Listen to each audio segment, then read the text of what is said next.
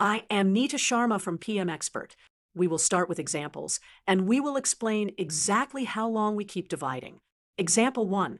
Convert 13 to binary. We will divide by 2 repeatedly and record remainders. Step 1. 13 divided by 2 equals 6, remainder 1. Step 2. 6 divided by 2 equals 3, remainder 0. Step 3. 3 divided by 2 equals 1, remainder 1. Step 4. 1 divided by 2 equals 0, remainder 1. Now the quotient is 0, so we stop dividing. Read the remainders from last to first, which is top to bottom of our stack, giving 1, 1, 0, 1. So 13 base 10 equals 1101 base 2. Example 2. Convert 25 to binary. Step 1.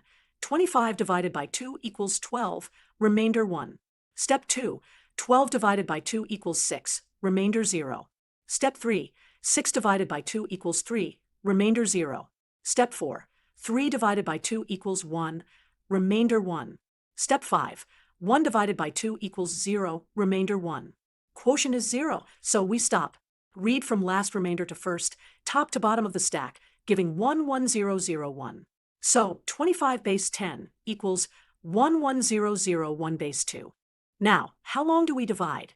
We keep dividing by 2, replacing n with the floor of n over 2, and recording the remainder n mod 2 until the quotient becomes 0.